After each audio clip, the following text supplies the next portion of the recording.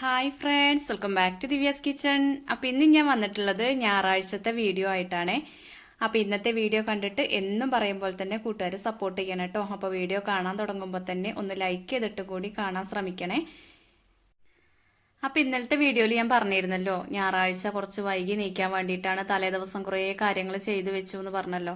അപ്പോൾ അതുകൊണ്ട് തന്നെ ഇന്ന് കുറേ സമയം കിടക്കണം എന്നൊക്കെ വിചാരിച്ചതാണ് കേട്ടോ. പക്ഷെ അങ്ങനെ നമ്മൾ വിചാരിക്കുന്ന ദിവസം നമുക്ക് കിടക്കാൻ തോന്നൂല കേട്ടോ.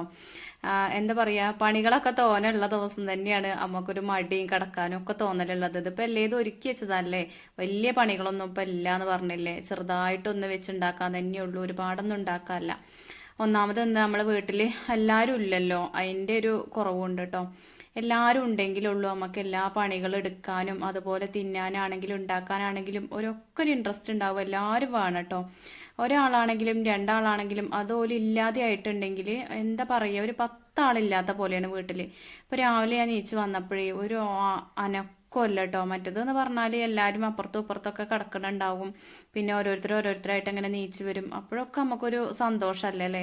എനിക്ക് തോന്നെ ആളുള്ളതാണ് കേട്ടോ കൂടുതലായിട്ടും ഇഷ്ടം. എപ്പോഴും അങ്ങനെയാണ്, എല്ലാവരും വേണം അങ്ങനെ. എന്നാലുള്ളൂ നമുക്ക് എന്തെങ്കിലുമൊക്കെ ഉണ്ടാക്കിയാൽ തിന്നാനും ഉണ്ടാക്കാനും ഇഷ്ടം, വർത്താനമൊക്കെ പറഞ്ഞ് അങ്ങനെയൊക്കെ രസമല്ലേ. മക്കളുണ്ടെങ്കിൽ അങ്ങനെയാണ് കേട്ടോ. മക്കളായാലും അമ്മയായാലും ഒക്കെ അങ്ങനെ തന്നെയാണ്. ഇപ്പം ഇന്നിവിടെ ഞാനും ഏട്ടനും അച്ഛനും നന്ദുവും മാത്രമേ ഉള്ളൂ കേട്ടോ. അപ്പം ഞാനിന്ന് ഒരു 6:30 കഴിഞ്ഞിട്ടാണ് നീച്ചിട്ടുള്ളത്. അപ്പം അച്ഛ അതിൻ്റെ മുന്നേ ആയിട്ട് കടയ്ക്ക് പോയിട്ടുണ്ട്. വെറുതെ പോവാണ് കേട്ടോ. കടയത്തെ ചായ കുടിക്കാൻ ചിലർക്ക് ഉണ്ടല്ലോ ആ ഒരു ശീലം. അപ്പം അതേപോലെ അച്ഛയ്ക്കും ഉണ്ട് കേട്ടോ ആ ശീലം. അപ്പം അങ്ങനെ അച്ഛ പോയതാണ്. വീട്ടിൽ നിന്ന് ചായ കുടിച്ചാലും കടയത്തെ ചായയും കുടിക്കും കേട്ടോ.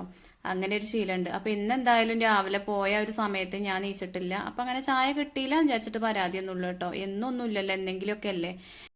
അപ്പം ഞാൻ എല്ലായിടത്തും കൂടി ഒന്ന് പോയി നോക്കിയതാണ് കേട്ടോ. ആരും ഇല്ലായിട്ട് എന്തൊക്കെയോ ഒരുപോലെ, അമ്മേൻ്റെ റൂമിലാണെങ്കിലും കണ്ണൻ്റെ റൂമിലായാലും ആരും ഇല്ലാത്ത പോലെ, എവിടെയും ആരുമില്ല, ഒരു അനക്കമില്ല. എല്ലാതും ശരിയാക്കിയിട്ട് അതൊക്കെ അവിടെ അങ്ങനെ കിടക്കണെന്ന് പറഞ്ഞില്ലേ. മക്കളുണ്ടെങ്കിൽ അങ്ങനെയല്ലല്ലോ, എത്ര നമ്മൾ നേരെയാക്കിയിട്ടുണ്ടെങ്കിലും അത് ഒരു കുറച്ച് കഴിഞ്ഞാൽ തലകുത്തനെയാക്കൂട്ടോ.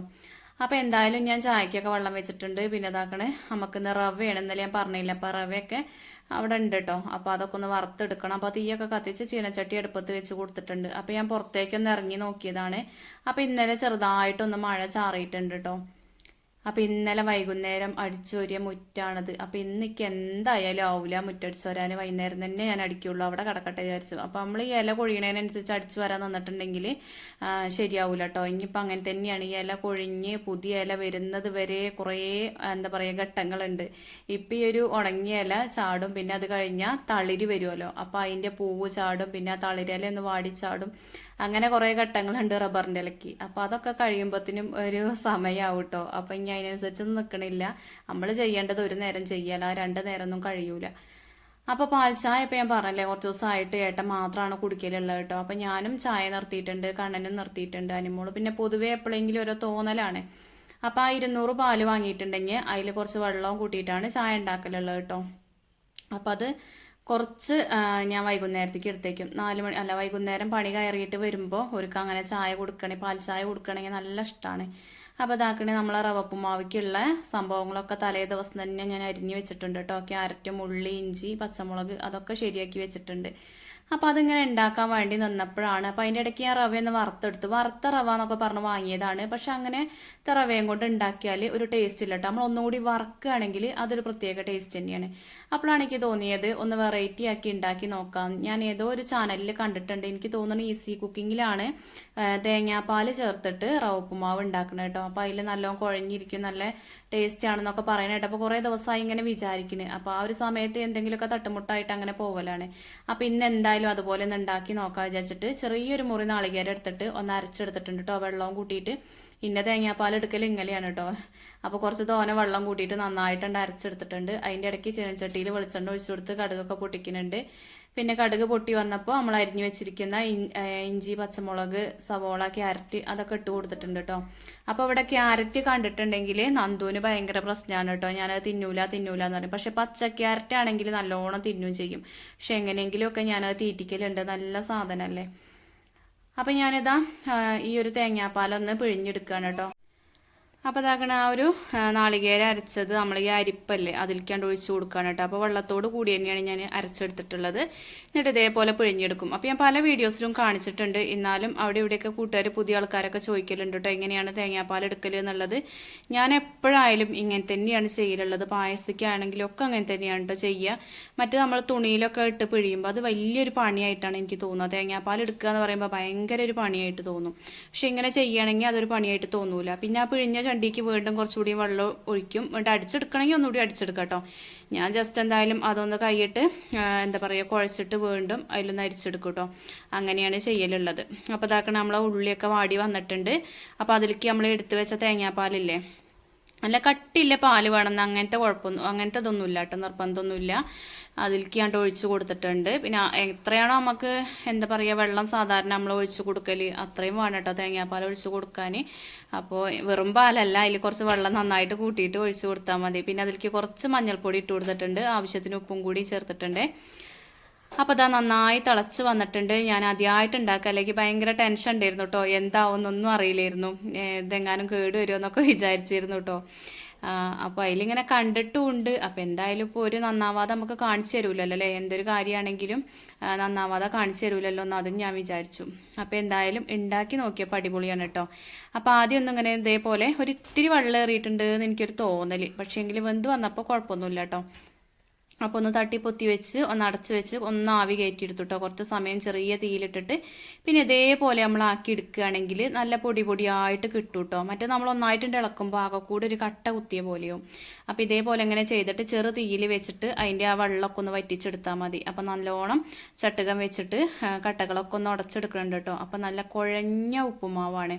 അപ്പോൾ ഈ രീതിയിൽ ഇതുവരെ ഉണ്ടാക്കാത്തവരുണ്ടെങ്കിൽ തീർച്ചയായിട്ടും ഒന്ന് ട്രൈ ചെയ്ത് നോക്കണം കേട്ടോ.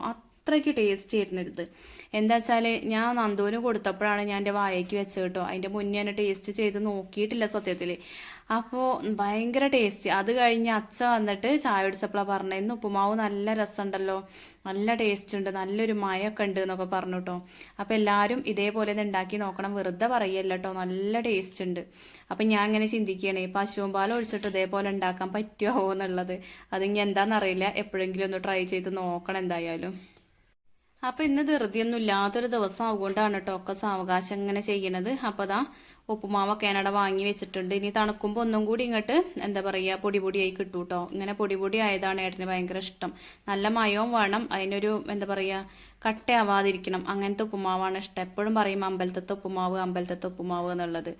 അപ്പം ഞാൻ പറയും അമ്പലത്തിലൊക്കെ നല്ലോണം വെളിച്ചെണ്ണ ഒഴിച്ചിട്ടാണ് അങ്ങനെ ആവണം എന്നൊക്കെ പറയട്ടോ. സത്യത്തിൽ അതിൻ്റെ സീക്രട്ട് എന്താണെന്ന് നമുക്കറിയില്ല. അവിടുത്തെ ഒരു പ്രത്യേക ടേസ്റ്റാണ് എന്തായാലും അവിടെ നിന്ന് കിട്ടുന്ന ആ ഒരു ചായക്ക് ഉപ്പുമാവിനൊക്കെ. അപ്പോൾ ഞാൻ ചോറിനുള്ള വെള്ളം വെച്ച് കൊടുത്തിട്ടുണ്ട്. അപ്പോൾ ഇന്ന് ചെറിയ കലത്തിലാണ് ചോറ് വയ്ക്കുന്നത്.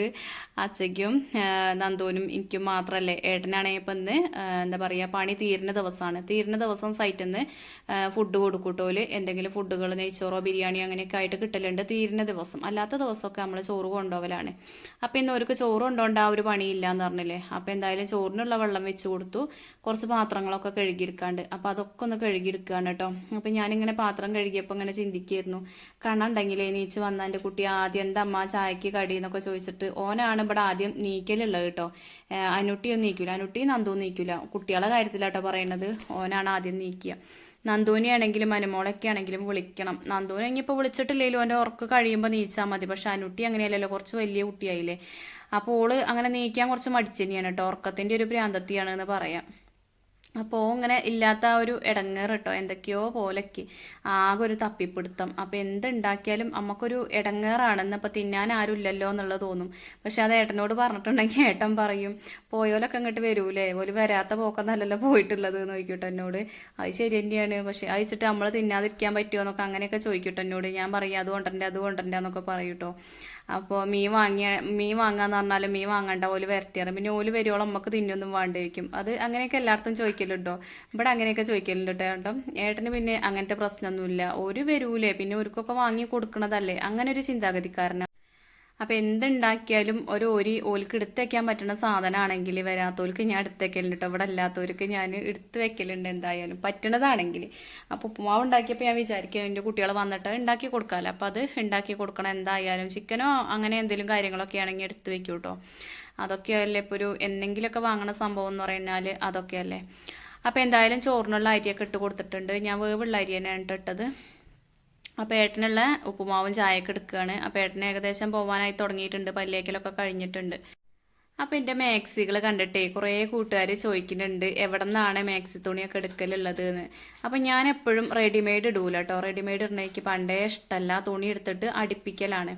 അപ്പോൾ ഇവിടെ അടുത്തുനിന്നോ അല്ലെങ്കിൽ വീട്ടിൽ നിന്നോ അങ്ങനെയൊക്കെ അടുപ്പിക്കലാണ് കേട്ടോ. അപ്പോൾ ഈ ഒരു മാക്സികളൊക്കെ മഞ്ചേരിയിൽ നിന്ന് കൊണ്ടുവന്ന തുണികളാണ്. അപ്പോൾ ഞങ്ങളെ വീടിൻ്റെ അടുത്ത്, എൻ്റെ വീടിൻ്റെ അടുത്ത് കേട്ടോ, ഒരു ഏട്ടൻ്റെ ഇങ്ങനെ മാക്സി തുണികൾ കൊണ്ടുവരുന്നു. അപ്പോൾ ആ ഏട്ടൻ്റെ അടുത്ത് നിന്ന് അമ്മ എടുത്തതാണ്. പിന്നെ ഇവിടെ ഏട്ടൻ ഞങ്ങളിവിടെ കൂറ്റമ്പാറ എന്ന് പറഞ്ഞൊരു സ്ഥലമുണ്ട്. അപ്പോൾ അവിടെ നല്ല മാക്സി സെലക്ഷൻ ഉണ്ട് കേട്ടോ. അവിടെ നിന്നാണ് ഏട്ടൻ എടുക്കലുള്ളത്. ഞാൻ പോയി എടുത്തിട്ടുണ്ടെങ്കിൽ നന്നായി കിട്ടൂല കേട്ടോ.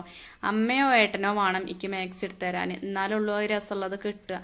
ഇനി ഒരു കൊണ്ടുവന്നതാണെങ്കിലും എനിക്ക് അത് അടിച്ചിടുവോളം എന്താ പറയുക, ഒരു ഇറങ്ങാറാവട്ടോ, രസം ഉണ്ടാവുമോ എന്നുള്ളൊക്കെ ഒരു തോന്നലാവും. പക്ഷേ ഏത് മാക്സി ആയാലും ഓല് കൊണ്ടുവന്നതാണെങ്കിൽ നല്ല രസം ഉണ്ടാവും കേട്ടോ. പക്ഷെ ഞാനൊപ്പം പോയി എടുത്തിട്ടുണ്ടെങ്കിൽ അതൊരു രസം ഉണ്ടാവില്ല. അങ്ങനെയാണ്. അപ്പോൾ അധികവും അമ്മ അവിടെ നിന്ന് അടുപ്പിക്കും, പിന്നെ ഇവിടെ നിന്ന് എപ്പോഴെങ്കിലുമൊക്കെ അടുപ്പിക്കും കേട്ടോ. അങ്ങനെയൊക്കെയാണ് ചെയ്യലുള്ളത്. അപ്പോൾ കോഴികൾ കുറേ നേരമായി ഒച്ചയും വിളി അങ്ങനെ ഉണ്ടാക്കണം കേട്ടോ. എന്താ വെച്ചാൽ അടുത്ത വീട്ടിലത്തെ ഒരു കോഴി വന്നിട്ട് അവിടെ അങ്ങനെ തിന്നണുണ്ടപ്പോൾ ഓർക്ക് പൊറുക്കണുണ്ടാവില്ല.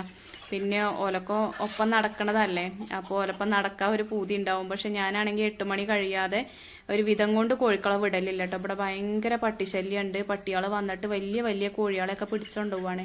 അപ്പം ഇന്നാൾ ഈ ഒരു ചെറിയ കോഴിക്കളില്ലേ, അതിന്നൊരു കുട്ടീനെ കൊണ്ടുപോയിട്ട് ഏതായാലും പിന്നാലെ കൂടി, ഞാൻ പിന്നാലെ കൂടിയിട്ട് ഞാൻ വിചാരിച്ചു ഇങ്ങനെ കിട്ടൂല എന്ന്. അപ്പം ഞാൻ അങ്ങോട്ട് പോന്നു. പക്ഷെ അമ്മ വീണ്ടും പോയി നോക്കിയപ്പോൾ എന്താ പറയുക, അതിനെ കൊല്ലാനുള്ള ശ്രമമായിരുന്നു കേട്ടോ. അങ്ങനെ കടിച്ചു കൊണ്ടുപോയപ്പോൾ ഞാൻ വിചാരിച്ചു ചത്തുന്നു, പക്ഷേ ചത്തിരുന്നില്ല. പിന്നെ അമ്മ അതിനെ തിരിച്ച് കൊണ്ടുവന്നു കേട്ടോ. അതിനെ കിട്ടി എന്തായാലും.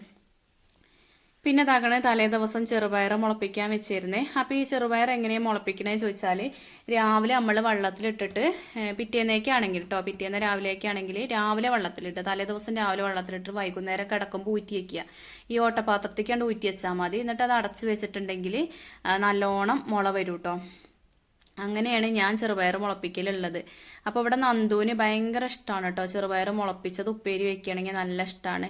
അല്ലാതെ സാധാരണ നമ്മൾ ചെറുപയർ ഉപ്പേരി വയ്ക്കുമല്ലോ, അങ്ങനെ ഓന് ഇഷ്ടമല്ല. ഈ മുള വന്നതിന് ഒരു പ്രത്യേക ടേസ്റ്റ് തന്നെയാണ് കേട്ടോ. എനിക്കും ഭയങ്കര ഇഷ്ടമാണ്. അപ്പോൾ ഇതെന്തായാലും ഒരു ദിവസം മുളച്ച ചെറുപയറല്ല, 2 ദിവസമായിട്ട് മുളച്ച ചെറുപയറാണ് കേട്ടോ. അപ്പോൾ ഇത് 2 ദിവസം മുന്നേ വെള്ളത്തിലിട്ടപ്പോൾ കുറച്ച് അധികമായി. അപ്പോൾ വീണ്ടും ഞാൻ എടുത്തുവെച്ചു. മുളച്ചിട്ട് തന്നെയാണ് അന്ന് ഉപ്പേരി വെച്ച് തിന്നത്. പിന്നെ അത് എടുത്തുവെച്ചു, ഫ്രിഡ്ജിൽ എടുത്തുവെച്ചു.